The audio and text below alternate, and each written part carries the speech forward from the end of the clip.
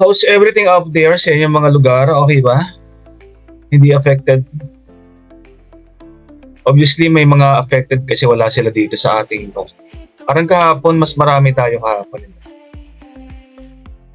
Ngayon parang kunti lang. Do you have difficulty ba accessing this MS Team?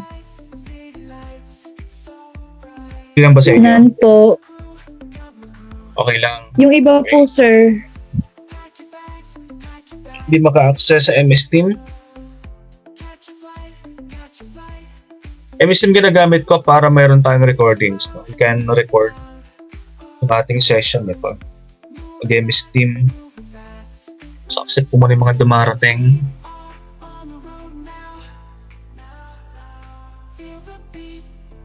Okay. Yung bagong dating natin. Si Joyce. Joyce, ikaw ang president ng ng klase. Yes po. Sabi nga dun sa mga classmates mo, yung mga hindi ko alam kung sila ay may technical difficulty. Wala namang notes sa ating group chat. Kung sila ay may difficulty technically or talagang absent silang araw na to. At yung mga Joyce, mga varsity, I know wala naman silang practice ngayon. Sir, Pero wala sila dito. Si Aliman po, Hannah Jane, naputulan daw po ng kuryente. Try daw po mag-rejoin. Okay, so wala kasing note. Hindi nag-note kung anong kanilang difficulty. So, pag wala kasing notice, I am blind kung sila ba ay... Okay lang naman kung walang kuan. Hindi ko lang alam kung meron sa mga difficulty kasi walang nag-notify sa akin. Yung mga varsity, marami silang varsity, wala namang practice sila ngayon. So, wala namang notice. And I uploaded the recording kahapon sa ating group chat para just in case na yung mga hindi naka-attend kahapon ay they can still access yung recording natin kahapon. And you should have commented your names para meron pa silang attendance kahapon. Pero wala wala yung hindi ko alam kung wala silang connection or totally ignored yung aking mga uploads. Anyway, so naka-record tayo na, so I'm getting your consent. Okay nga saglit, mag-screenshot din ako. So aside from recording, I will be taking a screenshot ng ating class for documentation purposes.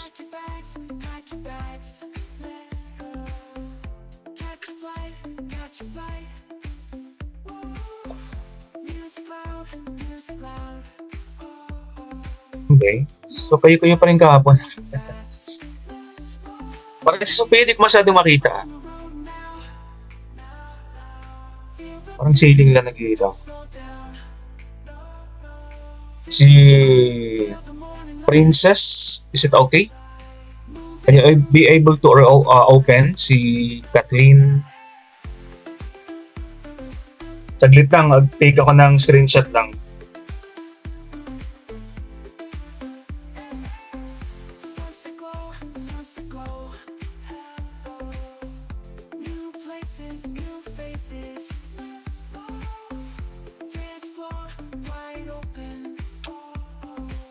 Screenshot.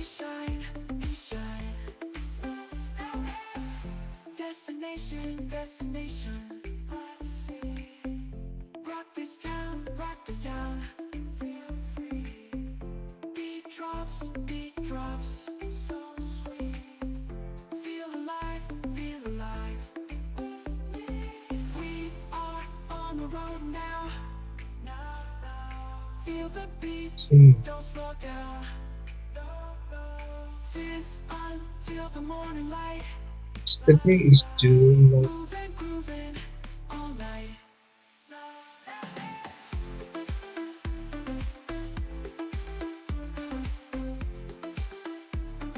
Four.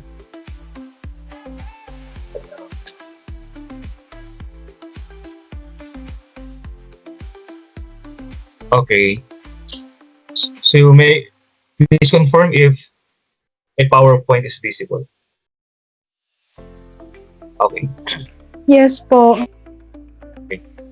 So, kahapon, we discuss yung intro, tapos yung background of the study. No? So, sa ating, ito pa rin ating sa syllabus, we are still here sa stating the problem, chapter 1 ng ating research. Okay, and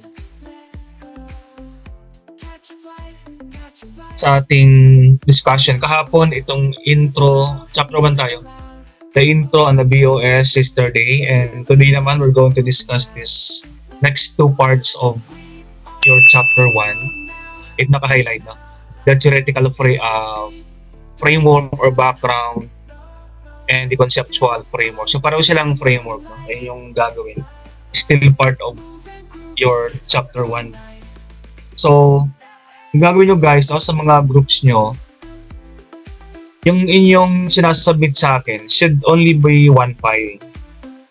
Maintain only one file. Ibig sabihin, you just add yung mga parts na susulatin nyo sa inyong chapter 1. So don't maintain a separate file for intro. Don't maintain a separate file for theoretical background or framework. Dire-diretso lang tayo. Idadagdag nyo lang din sa mga na unang sinulat nyo, yung mga succeeding parts. Para hindi kayo malito, isang file lang ay yung ni-maintain. So pag submit sa akin, example, itong nasubmit si Julian ba, classmate niya, no? Yes po. So pag nagsubmit sa akin, example, gagawin natin itong theoretical background. So pag submit sa akin, ang theoretical background, ibig sabihin, nakasama na rin dyan yung nauna na intro and background of the study. Kasi baka may nag-submit kayo, conceptual framework na submit. So dire-diretso lang ha, isang file lang yung i-maintain. So, baka wala dito. Kulang-kulang mga grouping sa ata dito, no? Baka meron ditong group na hindi properly presented. So baka magkamali sila dito sa ating gagawin. Kaya nga, meron tayong recording. And you can always go back sa ating mga recording. So yung dalawang ito, yung ating gagawin, the two frameworks, the theoretical and the conceptual framework. So, pakita lang natin yung inyong approved titles once again. So ito kasi yung inyong magagawa ng yung inyong theoretical framework or the conceptual framework. Pag sinabing TF, theoretical. Pag sinabing CF, conceptual. No? Yung dalawang to, yung pinapakita ko ulit yung mga titles nyo. Yung dalawang framework should be anchored. Naka-anchor or naka-base dito sa mga titles na inyong gagawin. So, ibig sabihin, huwag kayong hanap ng theoretical ng theory na hindi naman naka-anchor dito sa inyong title. Kasi ang gamit ng TF or theoretical framework, ito yung mga nauna or proven theory na ginagamit natin that you can anchor your study on. So maganda meron kang pinagbabasihan ng inyong mga study, kumbaga proven theory. Ano ang connection ng mga theory sa mga study? Yan ang gamit ng theoretical framework. So, ang theoretical framework ay hindi mo ito sariling gawa. Hindi mo sariling gawa ang TF. Ito yung mga naunang mga theory na ginagamit natin for the longest time. Proven, ibig sabihin, we can use them sa inyong mga present study. Yan ang kanyang gamit. No? So, unahin natin yung mga... Okay, may group 1 ba dito? Para at least may nakikinig. Group 1 meron. Okay, si Joyce, group 1 pala. Group 2.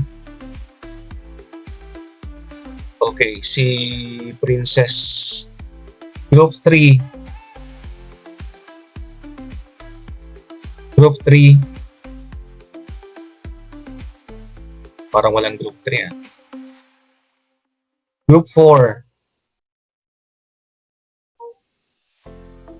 Okay, may group 4 si Kathleen. Group 5. Okay, dalawa. So group 3 lang ang wala. May I confirm? Group 3 lang ang wala. Ang walang representative. Okay, walang group 3. Okay, sige. So those are your titles. Apex of Cramming is study. Oh, Kathleen, Dalaunan. Group 4 ka, Kathleen, di ba? Yes po, sir. Okay, yung study niyo ha, yung title niyo, push through pa rin to ha.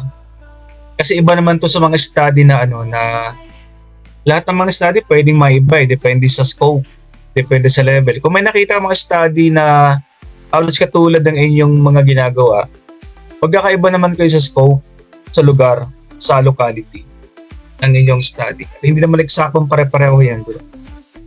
So push through pa rin. Okay, so those are the titles.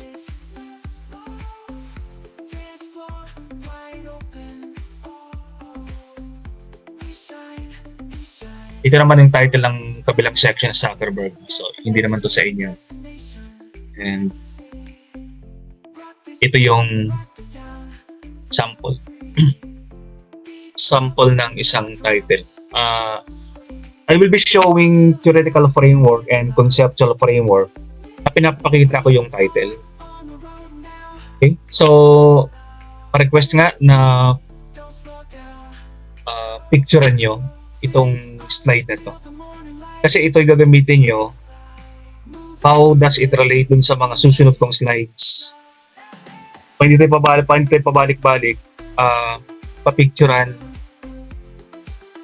itong title slide na yan para ma-appreciate nyo paano ginagamit yung title sa mga sa mga theoretical framework natin or conceptual framework. Okay? So, picturean na, no? Yan ang title. Yan ay, ganito rin yung mga title slide din yung gagawin. Meron siyang all caps na title, naka-inverted pyramid. Naka 14 point yung kanyang font size. And ang title niyo dapat is a practical research in UMS. Yan. A practical research in UMS presented to the faculty of the Villagers Montessori College in partial fulfillment of the requirements for the subject practical research senior high school student. And you mentioned your name sa ilalim and maybe December 2025. Yung end ng ating SEM is November ba? 2025 or December 2025.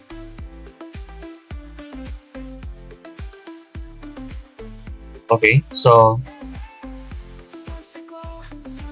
hindi po kakasali sa online class today. Mahirap po kasi internet.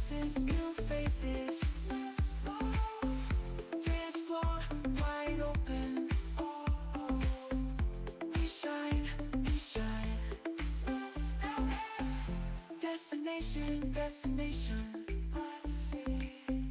Rock this town, feel free. Beat drops, so sweet. Feel alive. We are on the road now. Okay. So that is the title slide. So ang kanyang title slide, igagawa natin siya ng theoretical framework. But firstly, mamaya papakita ko yung mga sample ng theoretical framework. So ito yung theoretical framework or TF na ginamit para dyan sa title ay yung pinicturan. So, di ba ang title nyo, pinicturan nyo, di ba? Safety and security policies of online stores, basis for enhancement of risk management. So about online security, no? Safety and security policies sa mga online stores. Yan ang kanyang title. So ang gagawin nyo, maghanap kayo sa internet or sa books or sa e-books ng isang existing theory na connected sa inyong title. No? Tulad na ito. Ang title niya, Safety and Security. So ang ginawa ng author, ng researcher, naghanap siya ng theory na connected doon sa kanyang title. So ang kanyang nakita ay itong figure 1. Ang title ng figure 1, ang mga theory kasi mayroon siyang title, di ba? Ang title ng kanyang theory na ginamit is figure 1, National Institute of Standards and Technology Framework. Yan ang kanyang ginamit. Okay? So pag existing theory naman, present naman siya sa mga online sources. Madali siyang hanapin kasi existing theory siya. Sigurado meron yan sa mga online sources. Okay? So, pag may nakita kang theory sa online, hindi mo siya i-copy-paste hindi mo siya screenshot, hindi mo siya i-paste dito. Kasi pag ginawa mo yon, plagiarism ang tawag natin doon. Pag nadaanan ng ang turn it in, lalabas plagiarize.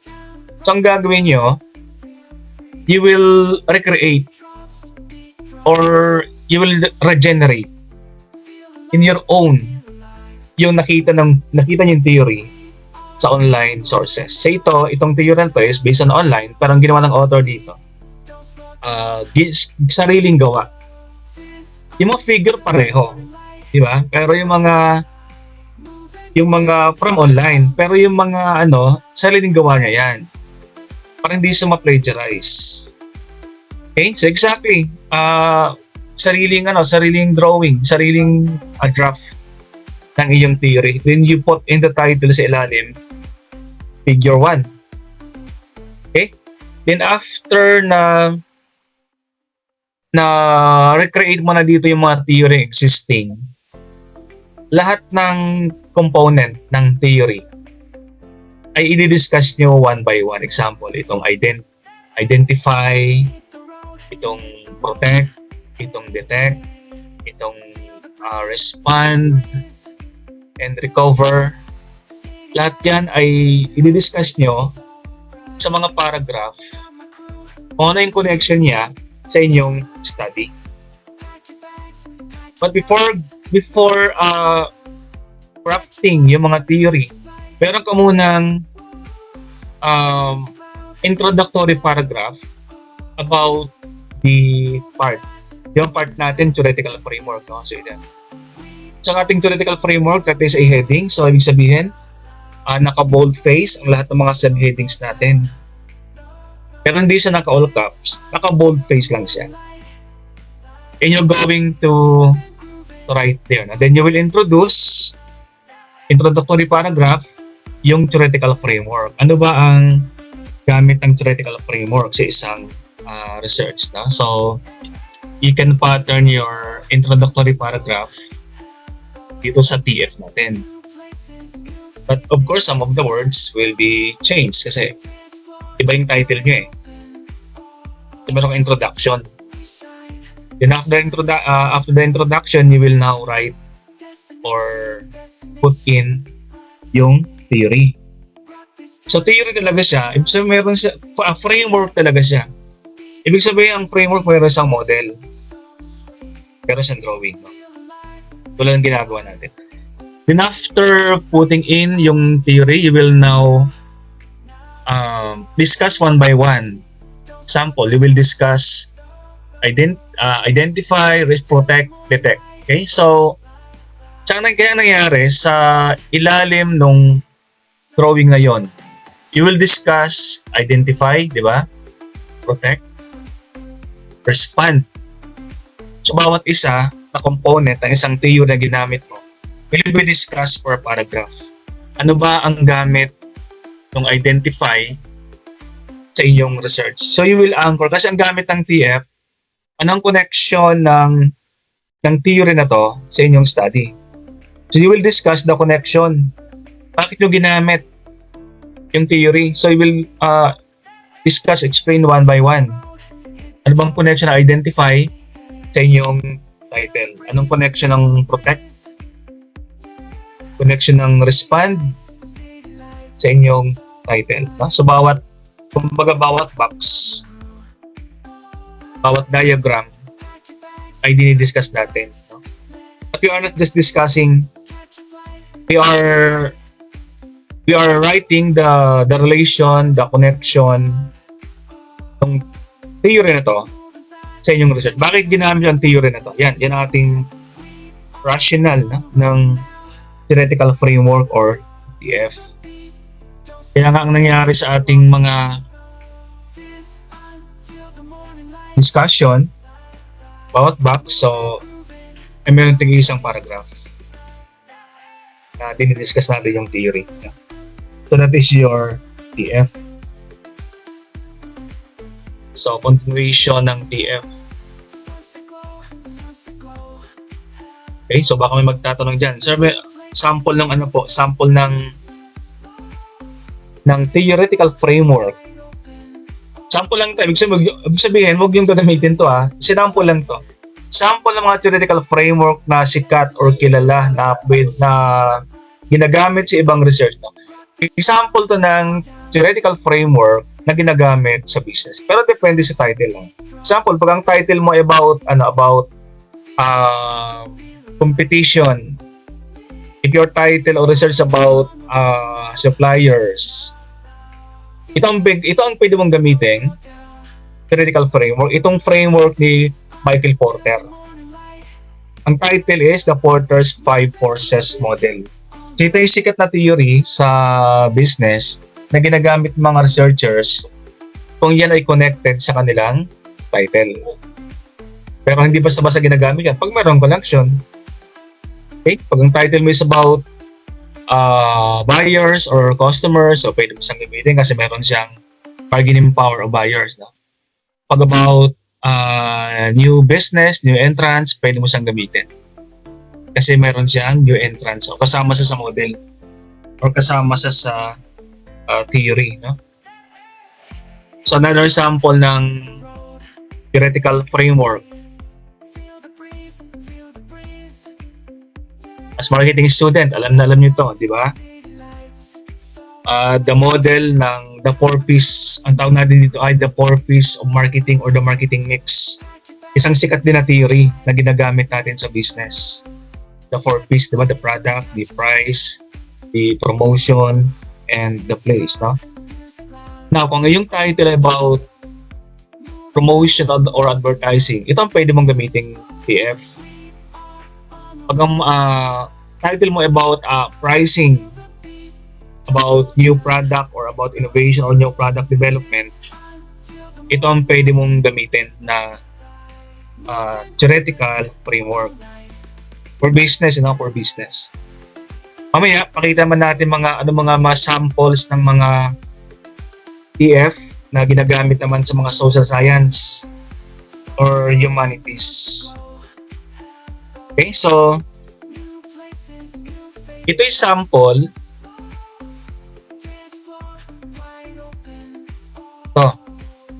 Ito yung sample ng isang theory or TF na ginagamit naman sa mga social science, ginagamit sa mga humanities, nasa HUMS para sa inyo. Ito yung sikat na theory ay have you known this one? Na nalaman niyo na ba to? Si Maslow. Sikat siya eh. Have you heard about Maslow? Yes, ayan si Joyce na. That is Abraham Maslow. Ang sikat ng theory ay about hierarchy of needs sa social science na. Ibig sabihin, if your title is about social needs, love and belongingness,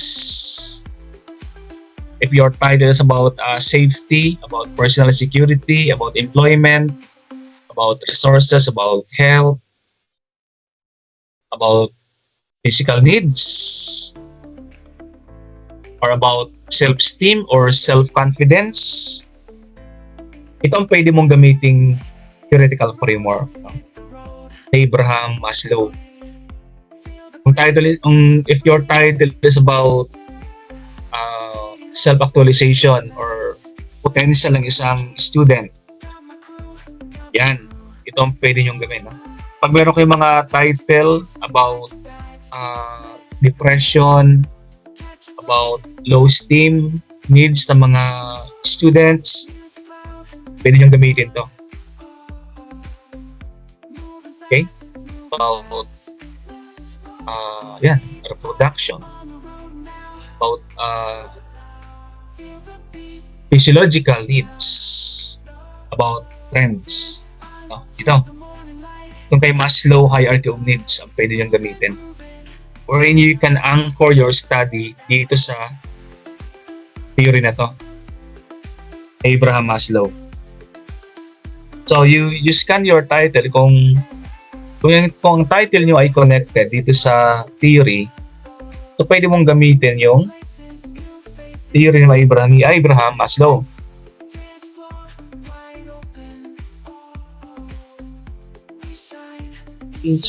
Sino to?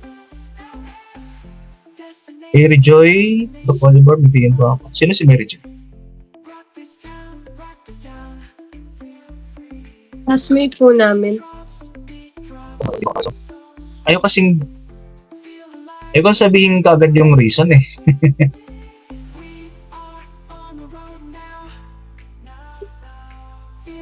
Tapos, kasi sabi ni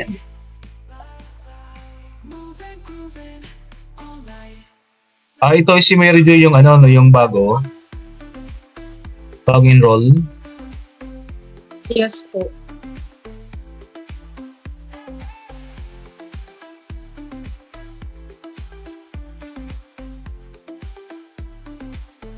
Tapos itong si Jane Galicia,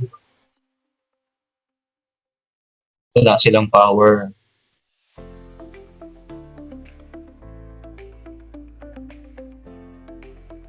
Okay, so that is the hierarchy of needs theory ni Abraham Maslow. And another example ng theoretical framework online na ginagamit sa research.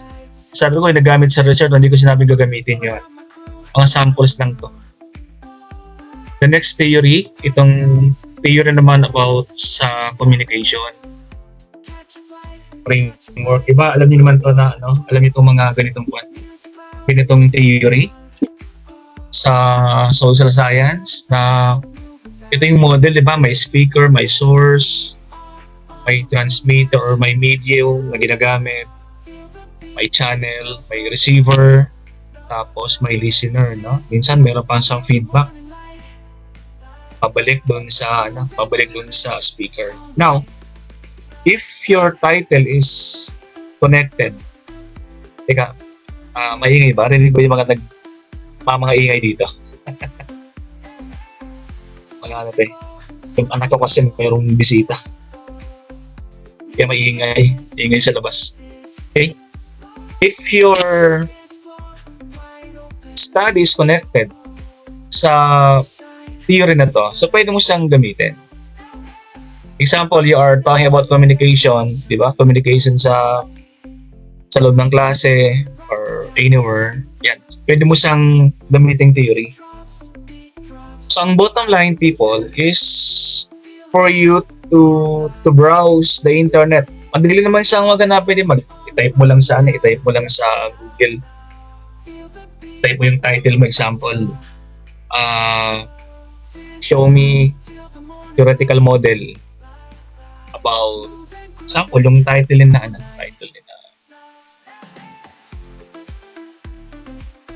titles.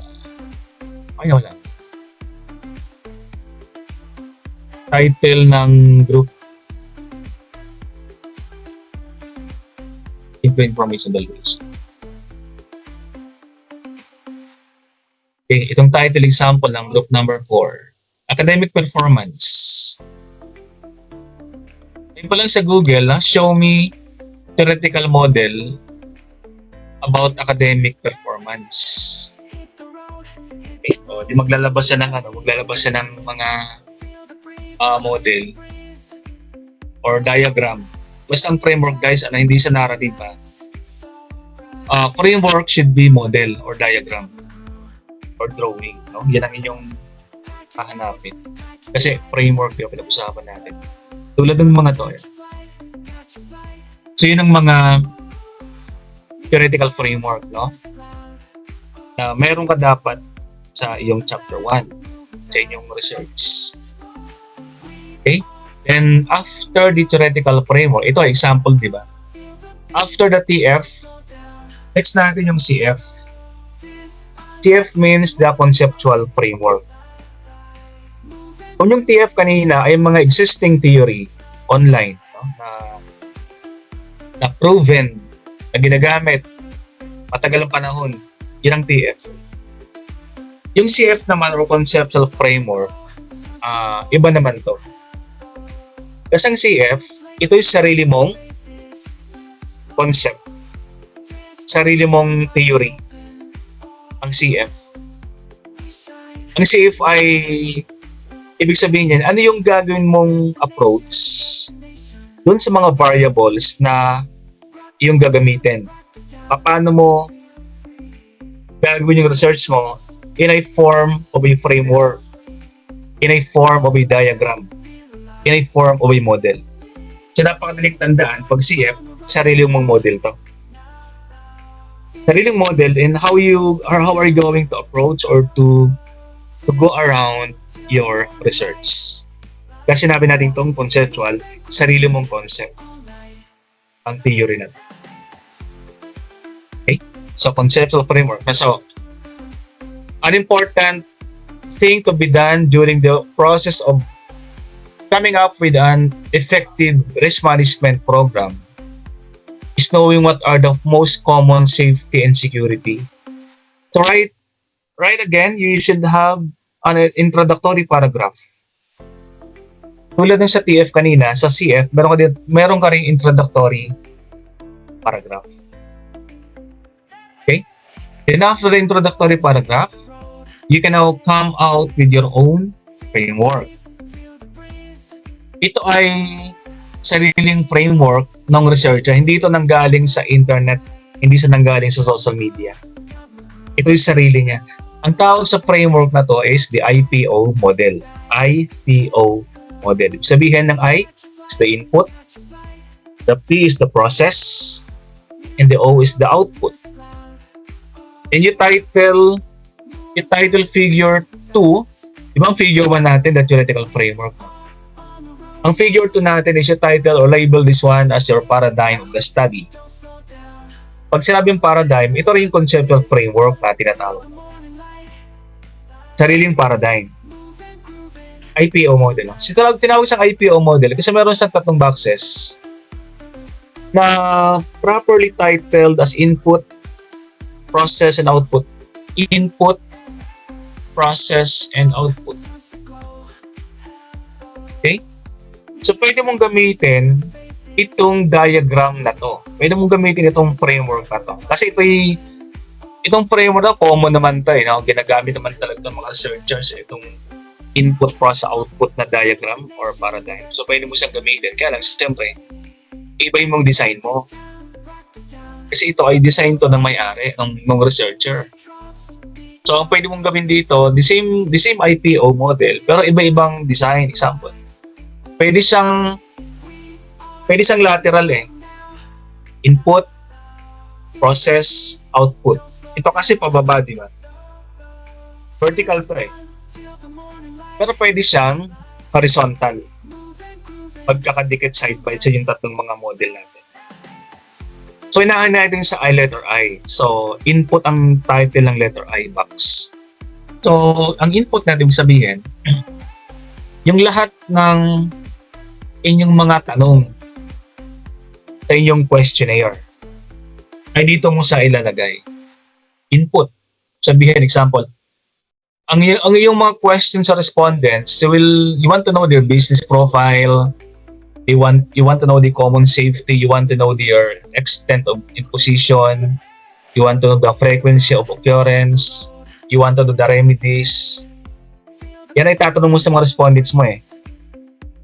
So kung anong gusto mo itanong sa mga respondents mo, statement of the problem or mga questions, yun ang ilalagay mo dito sa input. Example, meron kang 5 tanong, yun ang ilalagay mo dito. Kaya tinawag natin sa input. Okay? Then yung next box, the process. Process means, anong process ang gagawin mo dun sa mga variables na nakalagay sa input. Anong gagawin mo sa mga yan? Paano mo sa ipoprocess? Sa process box, talagay dyan, di ba? Questionnaire, interview. Ito yung process na ito yung process na gagawin mo dun sa mga input mo para makuha. Questionnaire, interview, collection of data, interpretation of data, and evaluation of data. Okay? Tanong ko lang sa inyo. Sa inyo bang practical 1, research 1, meron ba kayong ganito na ginawa? Para at least alam niyo na to, di ba?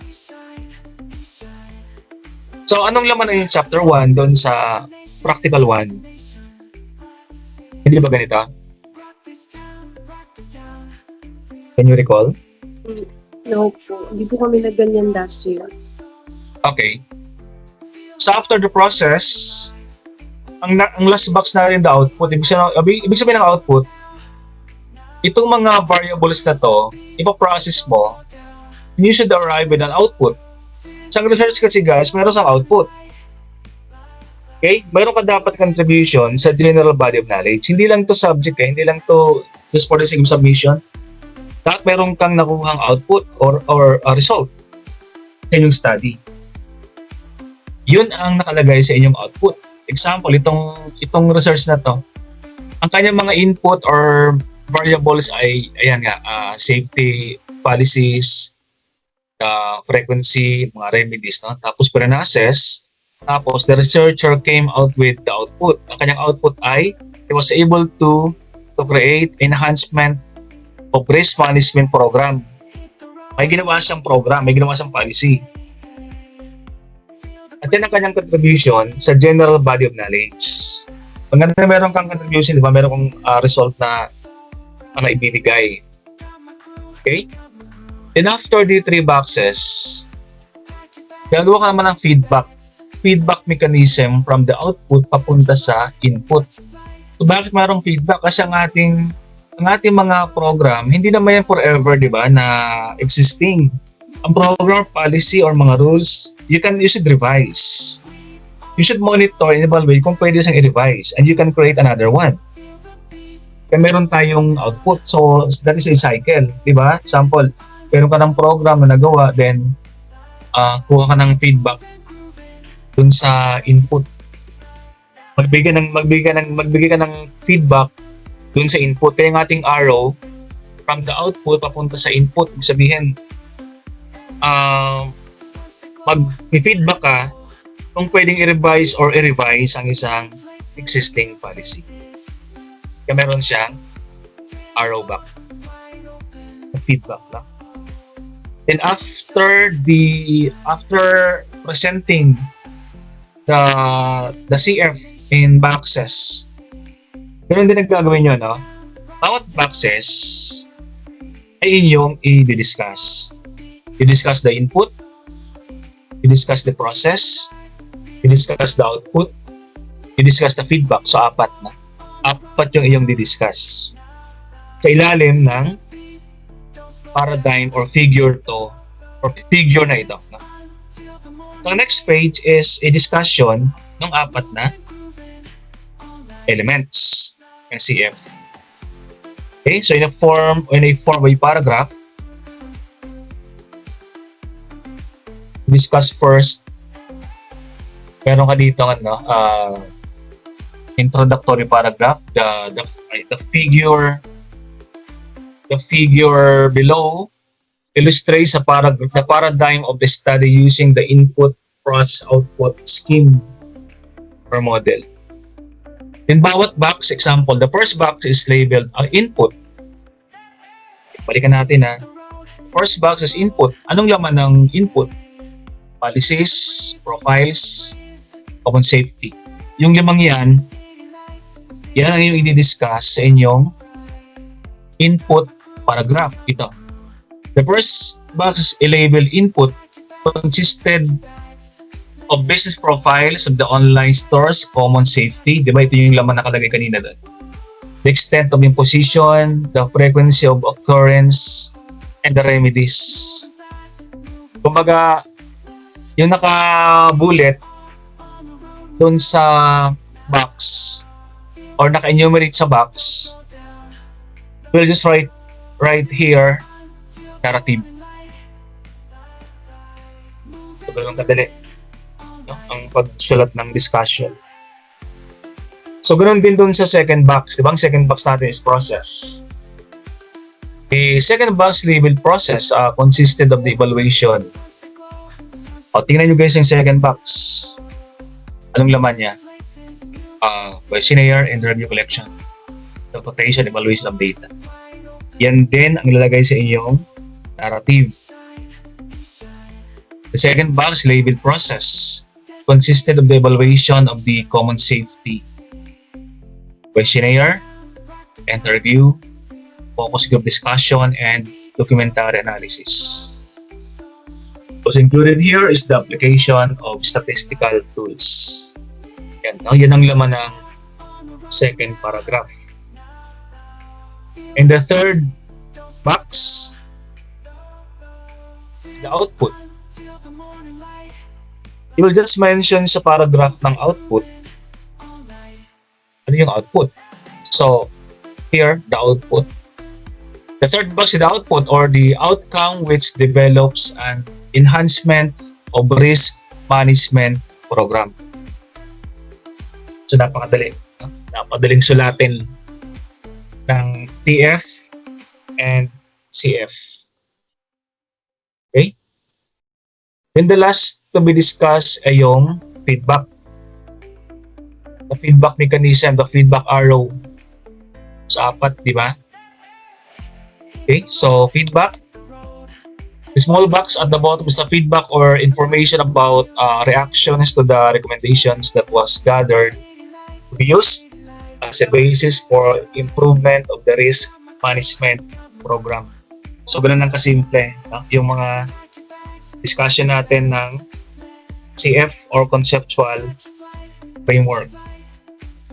Okay, so yun ang kanyang mga laman.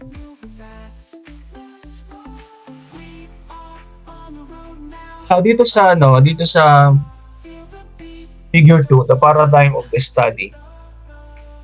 Ang gamitin nyo guys, ang uso kasi sa mga research is hindi lang simpleng diagram.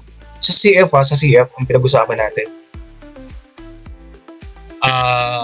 You may use infographics. You know infographics, di ba? Maraming format eh. Maraming format sa online sources about na infographics, no, na pwede mong gamitin.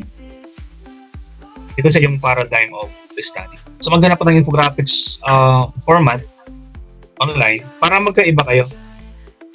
Para hindi sa simpleng 3 boxes lang.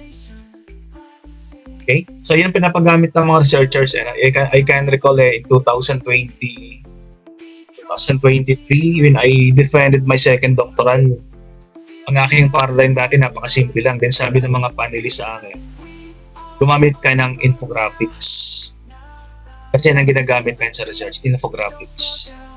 Mas maganda siyang tingnan. Maganda sa infographics, marami tayong sources online ng infographics. Okay, so ito lang naman yung ating lesson now, the TF and the CF. So you're going to write. Natapos na ba kayo ng intro? Kasi intro natin BOS, di ba? Last week pa natin to discuss. So ngayon dapat tapos na kayo ng intro and BOS. Are you done ng inyong intro? And background of the study? Kasi gawin nyo guys right on time, right on the schedule kasi matatambakan kayo. Mapapansin nyo yung ating mga ginagawang mga parts ay dikit-dikit. Tuloy-tuloy siya. No? Pag matambakan kayo, example, ngayon naman, hindi pa tapos ang intern BOS, meron akong gagawin tayo theoretical framework. So matatambakan. Okay? Kaya nga, 5 kayo di ba? Sa college kasi 3 lang sila, pero nagagawa nila, kayo 5. Ibig sabihin, maraming mga brain cells na ang mag-collaborate para matapos ka agad yan. Yun lang kung nagpa-participate lahat, yung mga members nyo. So, meron ba kayong members? Kayong ulitin ko na naman, I just want to reiterate, mga members ba kayong delinquent? Hindi nagpa-participate, meron ba? Kasi pag meron, i-remove natin sa grupo, then they will form their own group. Okay? So, you may PM to me kung mayroon mga delinquent na members na hindi nagpa-participate. Okay, may question kayo? None po.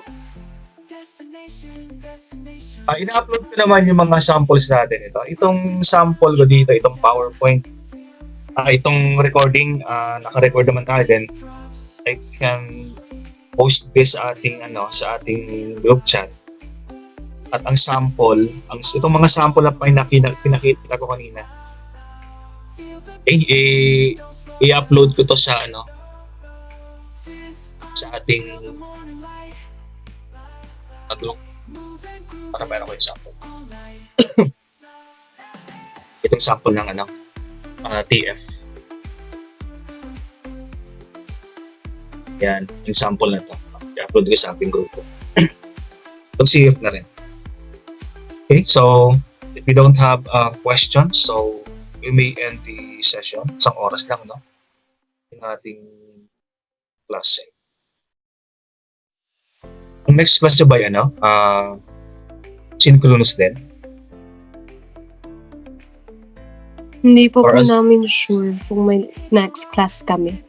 Dapat kahapon, di ba si Sir Seth bang next sa akin? Hindi po siya nagklase kahapon. Okay, sige. Baka siguro technical difficulty din. Okay guys, so if you don't have questions, we may end the session. And once again, this has been Dr. Cortez signing off. See you around, guys. Thank you po. Hindi po, sir. There's a cloud, there's a cloud.